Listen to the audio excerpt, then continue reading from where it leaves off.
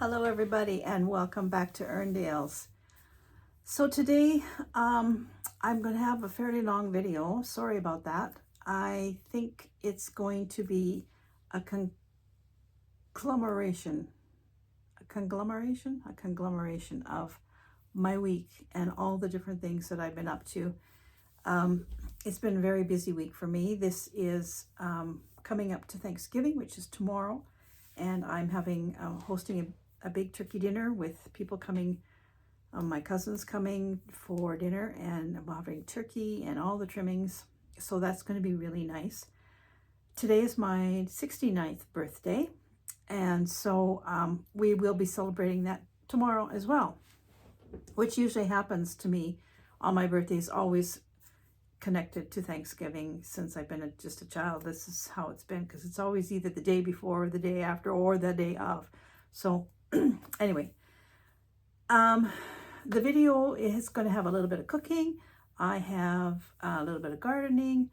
I have changed my workspace around a bit, so I will show you what I've done here to make things a little easier for me, and some crafting. So I hope you enjoy the video, and I just want to say a very big welcome to any new subscribers, and of course to all my returning subscribers. I really do appreciate your support, and please leave me comments and suggestions, and if there's anything that you want me to address, talk about, share, let me know. I'm open to suggestions.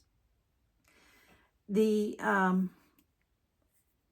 next video that I do for Olive will be the last one probably, and that's taking me a little bit of time getting this last video together, because I'm working on it, and I'm editing at this, or shooting it and editing at the same time in bits and pieces. So I'm building this video up. It takes a while, and then I have all these other things that I have to do as well. So it's coming. I'm not sure that it'll be here next week. Next week is is it Sunday or Monday? Next Sunday, I think, or Monday. Next Monday is our 40th wedding anniversary. So I'm not quite sure if I will have a video out next week. I'll try, but this being a short week, I don't know if I'll be able to manage it all, but I'll do my best. So if you are in Canada, happy Thanksgiving. Enjoy your day, however you spend it, with whomever you spend it. And I will see you really soon. Enjoy the video. Bye for now.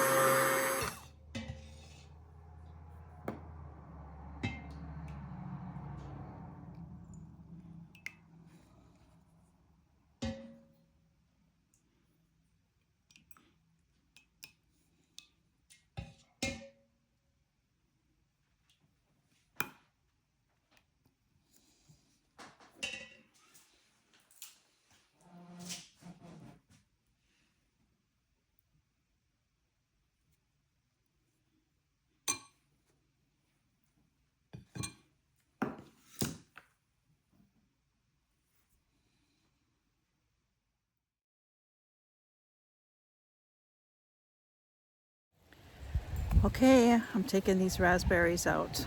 Enough procrastinating time to get working. So I'm going to tip you down and you can watch me do this little task.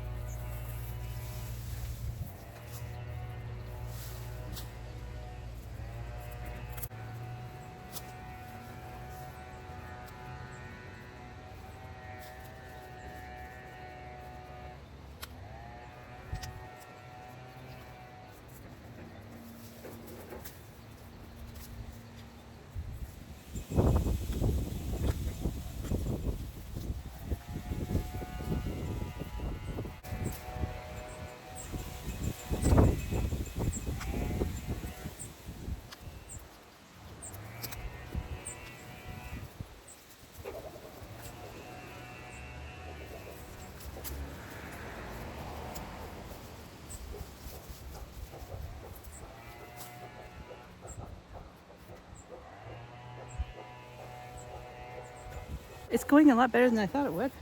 They're coming up really easy. I know that there probably will be some shoots coming up next year, but that's okay. I'm gonna keep on digging.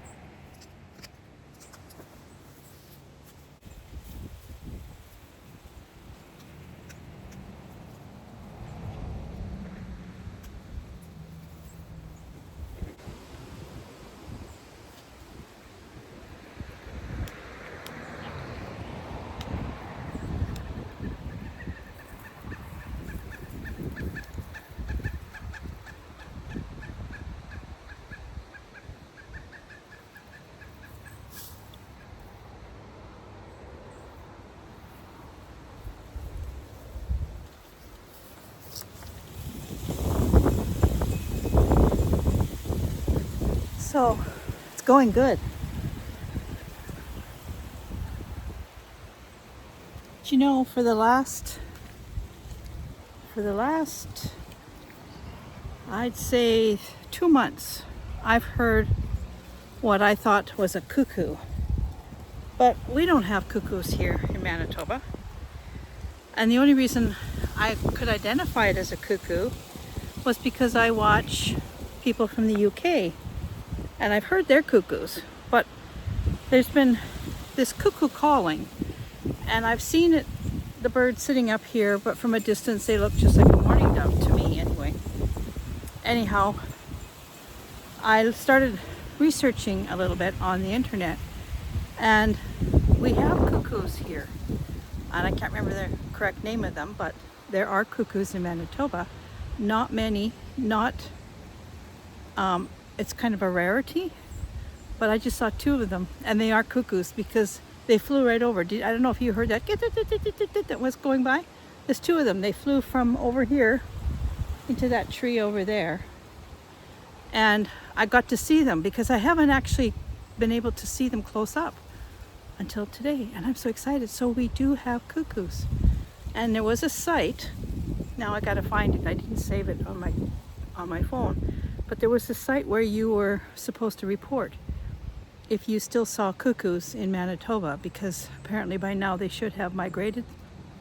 But these 2, I thought I heard them yesterday, but that they were somewhere not too close. Usually they're around this yard. Usually they're in the fir trees on my neighbor's yard. So how exciting is that?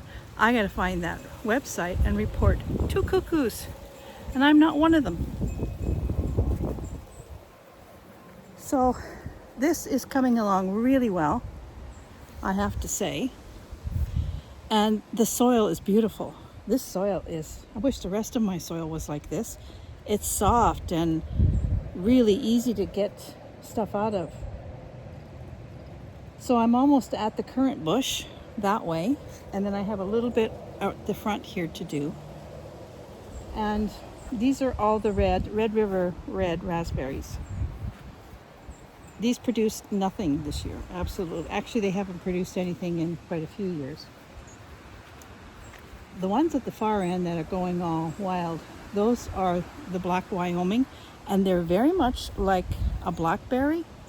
They are big like a blackberry. They more resemble a blackberry than they do a raspberry. And I really don't want, I still like to give them another try. So I'll get to the currant bush and then I'll make a decision.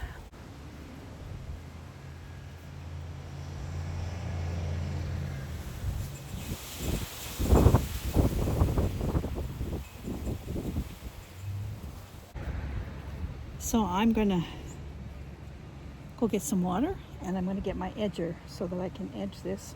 I'm digging up a lot of toads. I was gonna till this, but they're already digging holes for the winter.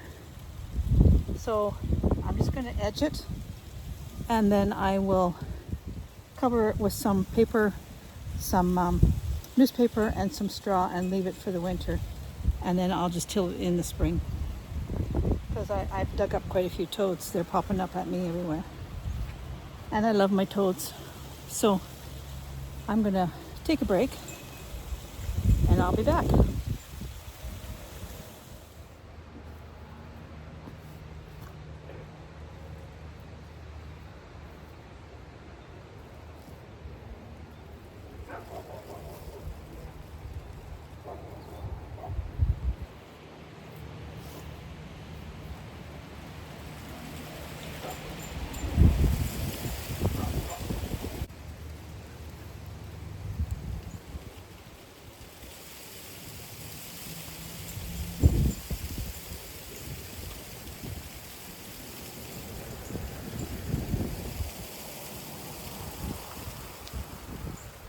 Well, I think that's all I'm going to do for today. That looks a whole lot different, does it not? So I got up to this tree here. This is one little, what did I say it was? Currant. And then I cleaned all of the raspberries out of here. I've edged this side. I still have that side to do. And I enlightened this poor little currant bush as well. I'm going to have to give this a lot of love. It's not dead by any means, but it has been totally engulfed with these raspberries. And I think they were sucking the life out of it. So I'm going to trim it up. I'm going to give it some good compost from my composter. I'll give it some fertilizer. I will put some paper down, some newspaper, and then cover it with some straw. And hopefully it'll have a nice, safe winter. But this soil is beautiful. It really is nice soil. I can't get over how rich it is, and it's soft and it's full of worms. So I might turn this strip right here into a little bit of a garden bed next year. Maybe I'll put 2 rows of corn in here, or some potatoes. Potatoes would grow really good in here. Something, just to fill it up with some kind, because it's really good fertile soil. I'm really pleased with it actually. But I think I'm going to stop here. I was going to finish edging on the other side, but the wind has really picked up and my arm is screaming at me. So I think it's time to just clean all this up, put this in some garbage cans to go to the dump, and call it a morning. It's not even a day. I've only been out here for an hour and a half. So I'm quite pleased with the progress. This is my next project, is this Wyoming Black. As you can see, it's in really rough shape. And I think what I might do is cut it down first, dig it up, and then replant a few canes just in here, just to start it over. I think maybe that's what I need to do. I'll make sure and replant this year's growth, not the old growth. So maybe I will get some raspberries off it. But look at it, it's nuts. It obviously needs a fence behind it, so I might, if I do plant it here, I might just put chicken wire fence just to kind of support it a little bit. I'd like to give it another shot. This is another currant, and it's doing quite well considering where it is. So we were trying to cut the top of this tree off. We got the cutter thing, but the wind is so strong we can't get it done. It's blown everything over, so we're just gonna wait till it calms down. Try again. So thank you for watching, and this is to be continued in another video. Look at that wind. Isn't it terrible? Yeah, I think it's time to call it a morning and have a cup of coffee or a cup of tea.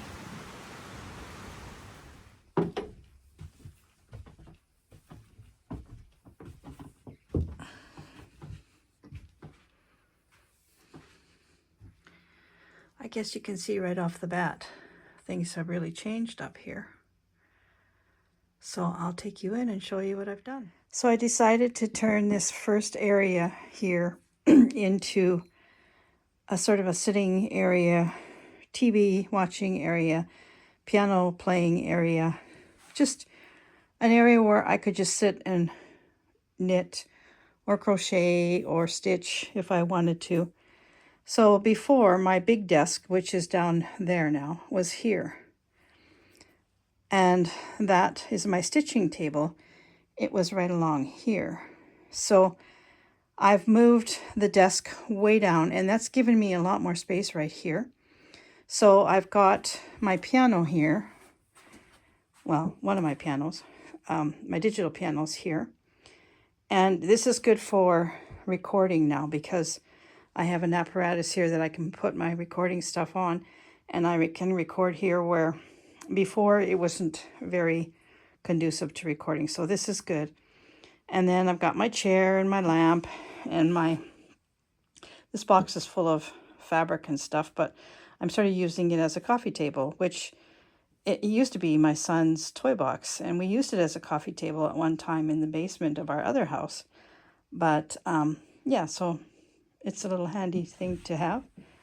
And then I put my stitching table and all my stitching stuff over there. And here I have stitching stuff in here.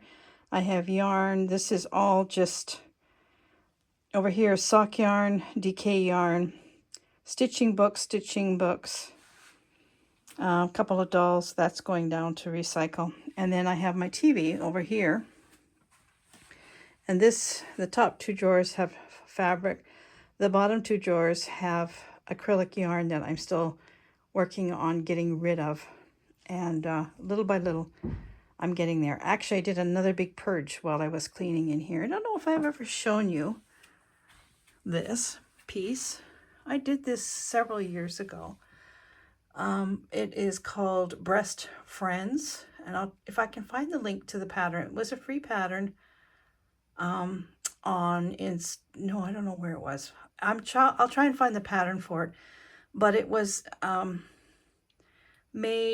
the pattern was designed by a woman whose sister, I believe, had breast cancer, and it was in honor of her. And so I made this because this represents myself and my two besties. So this is me here, of course, you know, Farmer Joe here. I have my gardening outfit on. And this is my friend Sharon. She was a secretary, so she's all dressed up to the nines. And this is my friend Denise. Denise loves blue. So Sharon and I both have had breast cancer, and Sharon actually has passed away. So it's really a nice piece. And I got so much reflection, I don't know how to get rid of that. If you can see, their hands are joined. Denise has a bracelet and Sharon has a bracelet. Sharon has a little purse and she's got high-heeled shoes. believe you me, stitching those little high heel shoes on a machine was not easy. But can you see the tiny stitches? Now I did that on that old Alna. That's what I'm saying. You cannot find a machine anywhere that does that. That's why I want that machine fixed so badly. But anyway, I have curly hair. Sharon has a fancy hat and a fancy collar. Oh, I have a bracelet too. I didn't realize that. Denise has a scarf and a fancy hat. And we're all looking to the future. I love this piece. So, yeah, that's Breast Friends. So, yeah, this is now a much better functioning studio area for me. It's very separate now. I have my workspace, which includes my desk.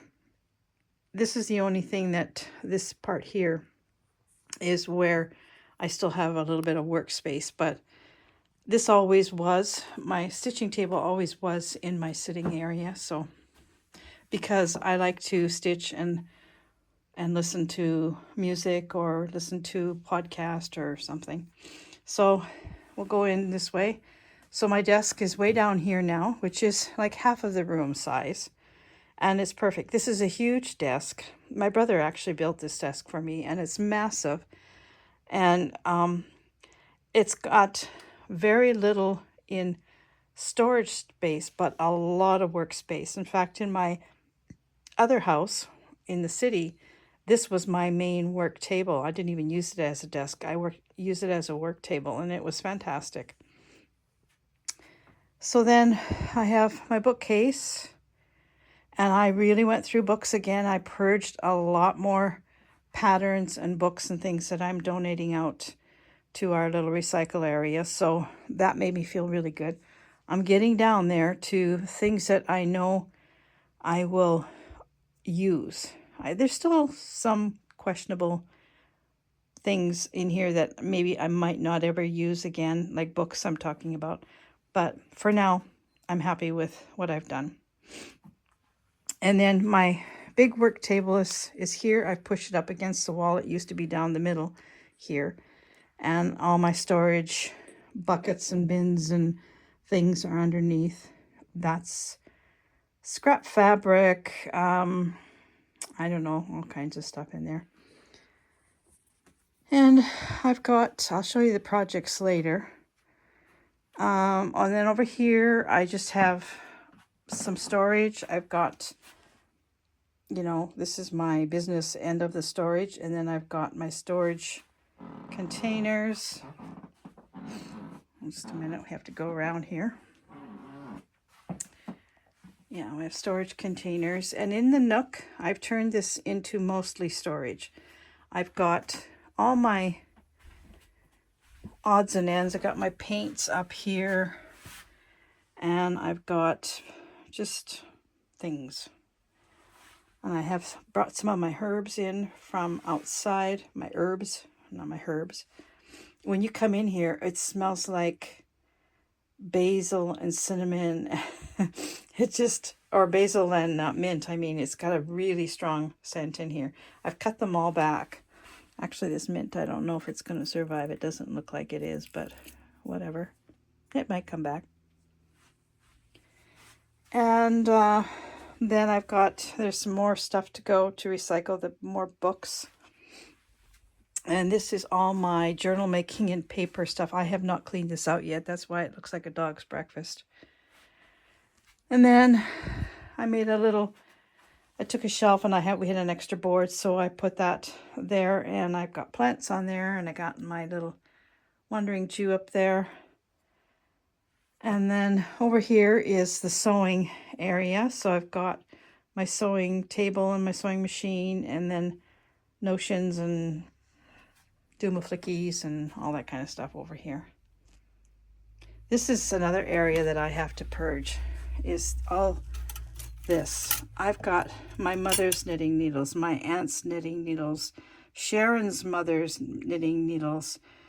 And this isn't even all of them. This is just some of them. I have to start getting rid, because I actually don't use straight needles very much anymore. Once in a blue moon I will, but I pretty much use a circular for everything, or DPNs. So I don't know. I'm attached to some of these, but I think really it's ridiculous. Somebody else could be using these. So, and then there's a little bit more storage here, and I've got more storage here in ice cream pails. So I have been busy, really busy. Besides turning this around and cleaning through this and purging and doing all this stuff, I have been really busy.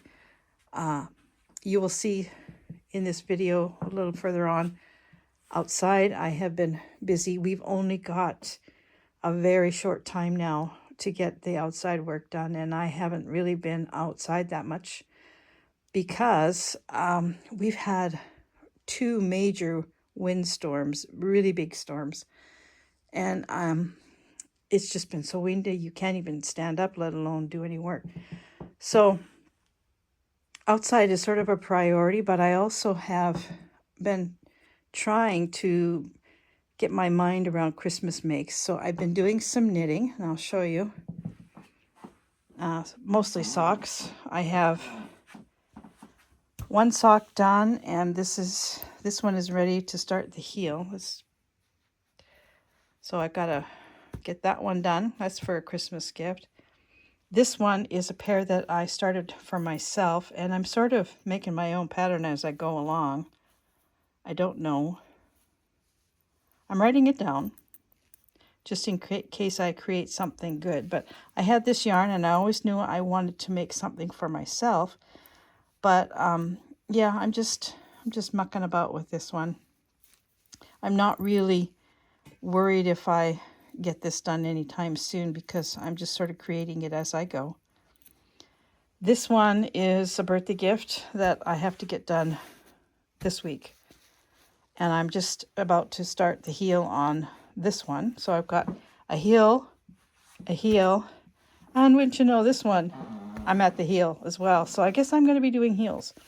This one, I started this last year. This is made out of DK yarn, and actually it is, I love this sock. It's going to be a boot sock though for me, and actually it's really funny because my husband always has been a person who did not want to wear anything other than this type of sock. Straight color, no, no fancy stuff, no colored toes, none of that. And he saw this sock. He said, I really like that sock. Could you make me one like that? I just about fell over. So I have lots of this DK yarn, and he likes thick socks. His feet are always cold. So I will make him a pair like this. I'm sure he will only wear them in the house, which is fine. But yeah. These socks are all using the same pattern. It's just a vanilla pattern. It is the super simple sock pattern by Allison Sarnoff. It's a free pattern on Ravelry. I'll link it below. It's just a plain sock pattern. You can change the feet, the toes, the cuff, whatever. This is my go-to pattern for men for sure. And I like it for myself too, because really I want a plain sock. I don't really care for a fancy sock. So these are all going to, except for this one. This one I'm just creating as I go. I'm just trying out different stitches. I'm writing it down as I go. So if I actually do get a sock out of this, who knows? Maybe I'll share it with you. But right now it's just a fun knit. And I'm just going to see. The only thing I know about this one is it's 64 stitches I've cast on. And all of these are 64 stitch cast. No, this one isn't. This one is 56 stitches. This one's 64. That one's 64 as well. So, yeah, that's all I know about the socks.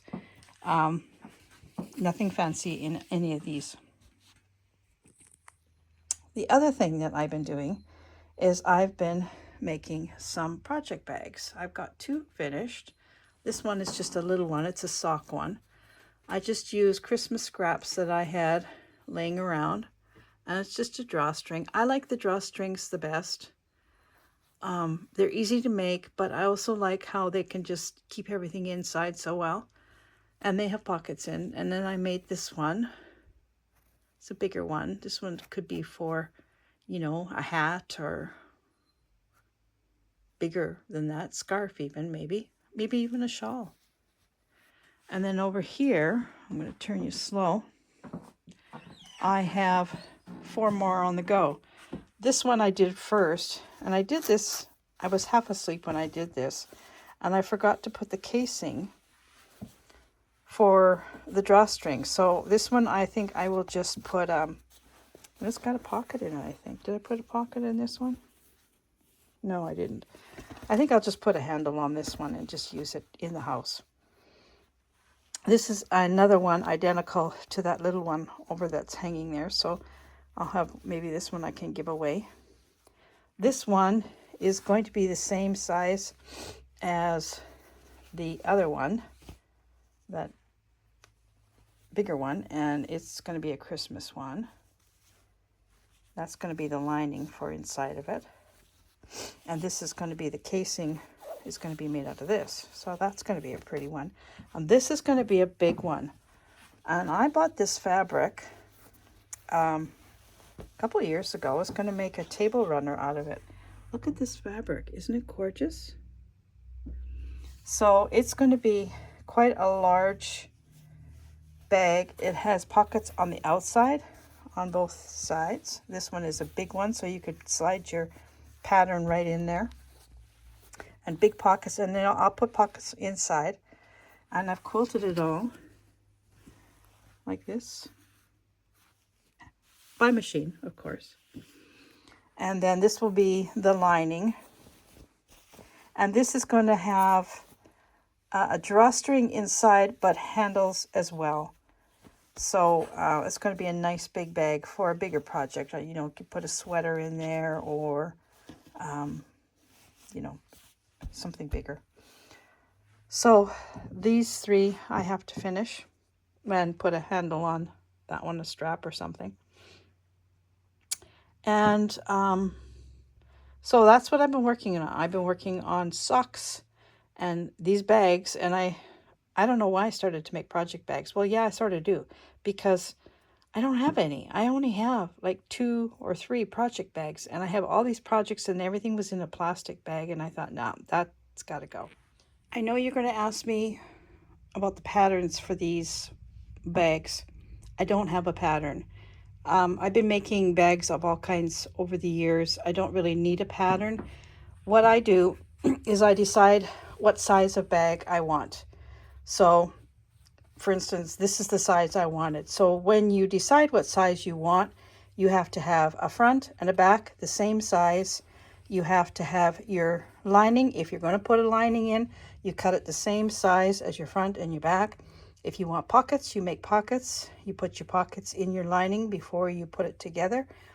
And then you decide the style and you make your bag. Yeah, so I don't have a pattern to share because I don't use a pattern. These are all different sizes because I have ideas of things that I want to put in them, and that's how I make my bags. I have a need for a certain size bag, I make the bag. So there are a lot of really good videos on YouTube of people making bags, and a lot of them have the instructions in their descriptions. I advise you to check them all out and see which ones you like, because there's so many different styles. And you know, once you make a few, you'll go and make your own kind of a style, whatever fits you and your projects. So I'm sorry, but I don't have a pattern for the bags. They're just based on my needs. So I hope that doesn't disappoint anybody. I'm actually really happy that I started doing this, though, because I have lots of additional stuffing for my bear. This kind of stuff, I will chop this up and it will go into the bear as well. This is really good for stuffing in a soft toy, especially the things like noses and tips of the toes and hands and things like that, because it's nice and solid. So I will be putting all of this in Olive's bear, and it won't show through because there's a lining. Remember, there's 2 layers of that bear. So yeah, and I also have all this that I can add to it. So as well as regular stuffing, I've got some more stuff to add to it. And when I was cleaning, I came across a box, and I could not for the life of me think, what is in this box? And lo and behold, I found another Santa that I made a couple of years ago. And this is called the Woodland Santa. He's supposed to be sitting on a log, and I haven't found the log to put him on yet. But this is the Woodland Santa.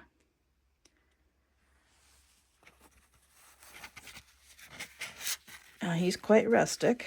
He's got sheepskin around his jeans. He's wearing jeans. He's got a little vest of fur. Actually, it's mink fur. And a little flannelette or flannel shirt. Denim gloves.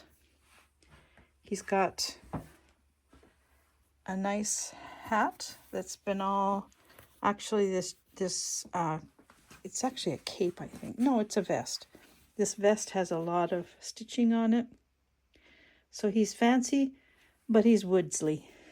And he's got a nice hood with stitching on it and fur all around. And then I made all of this. So because he's woodland, he's got his snowshoes. I made these out of plastic canvas. And I'll have to go around the back of him here. Oh, and he's got his little harmonica in his pocket here, so he can play a tune when he makes his campfire.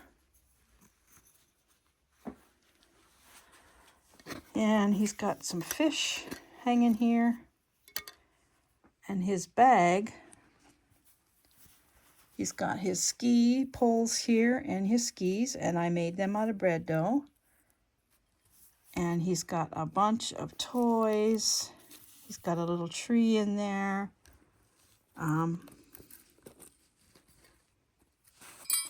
He has a bell.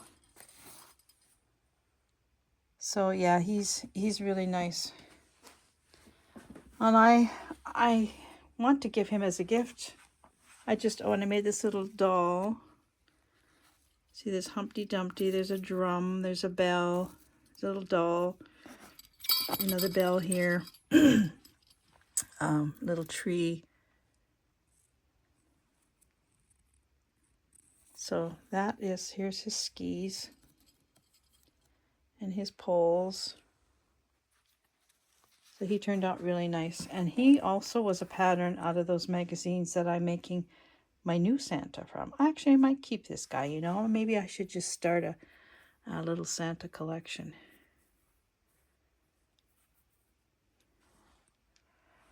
So that's the Woodland Santa. I love making these soft toy things. They're fantastic. And he sits on a shelf. He's a shelf sitter. He's got, I think I put rice in his bum, so he's not, wherever you sit him, his legs would dangle down. So you could put him, like I would probably put him on the piano, and he would sit with his legs hanging down, or I could put him on a shelf somewhere, or, something like that, because his legs will just dangle down. So that's Woodland Santa.